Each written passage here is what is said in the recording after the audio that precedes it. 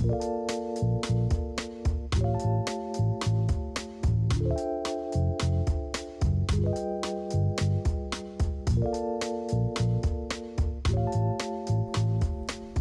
back to the Collidescope series, where we discuss interesting renal pathology cases that have two diseases that collide or meet in one kidney biopsy. I'm Dr. Charles, and I am joined today by our fellow in training, Dr. Alan Lim. Alan, how are you doing today? I'm doing really well, thank you. I have a rare collision case today I'd like to share. Are you ready to get started? Yes, let's do this. So to start with the history, the patient is a Mexican-American woman in her 50s with a history of smoking who presents with a serum creatinine of 15 milligrams per deciliter. What does the light microscopy show? So starting with the H&E, low power H&E, we could see severe chronic changes, including interstitial fibrosis and tubular atrophy. Most of the cortical tissue shows severe IFTA. A higher power image of a PAS stain shows an intact glomerulus with mild mesangial expansion. We can also see a globally sclerotic glomerulus. Another field on the PAS stain shows amorphous PAS pale material throughout the tubulointerstitium that we could see in areas like this. And on higher power, we could see this amorphous material between tubules throughout the cortex. On silver stain, we could see this amorphous material is silver negative. So we could see that in these areas here. And then on trichrome, we can again see just the severe chronicity that this patient has. All this blue area is essentially interstitial fibrosis, tubular atrophy, and it involves most of the kidney, which correlates with their serum creatinine of 15 on presentation. Interesting. So to summarize, by light, we have a kidney that shows severe chronic changes with mild mesangial glomerular expansion and tubulointerstitial compartment involved by a PAS pale and silver negative amorphous deposition. What's your differential for the amorphous deposits?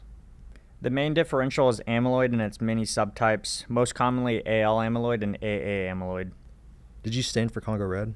Yes, a Congo red stain is positive within the tubulointerstitium, seen here, and the Congo red material shows apple green birefringence under polarized light.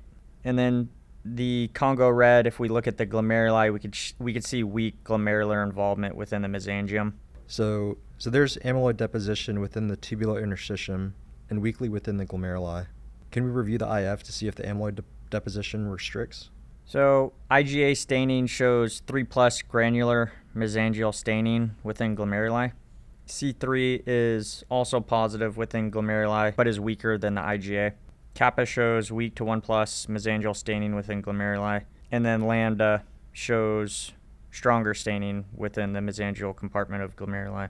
All of their stains, including IgG and C1q, were negative. Okay, so by IF, we have an IgA nephropathy within glomeruli. Did it show any background staining or restriction in the tubular interstitium? Good question. So no, there was equal staining for kappa and lambda within the tubulointerstitium. Here we could see kappa stain some protein reabsorption droplets and some tubular casts, but is largely negative within the background tubulointerstitium. Similarly, lambda shows an identical pattern highlighting reabsorption droplets and tubular casts, but it's negative within the tubulointerstitium. Okay, so that rules out an AL amyloid.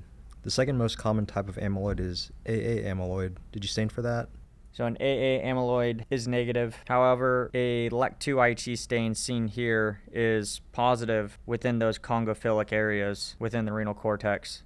And then electron microscopy of this same renal cortical tubulointerstitial compartment showed randomly arranged and overlapping fibrils consistent with amyloid. All right, so we have a collision case of both IgA nephropathy and ALECT2 amyloidosis. Exactly. Okay, so some key points about ALECT2 amyloid. It's the third most common type of amyloidosis behind AA and AL types. ALECT2 amyloid predominantly involves the cortical interstitium, but can rarely involve the medulla as well. It does not present an MGRS and thus does not require a hematologic workup.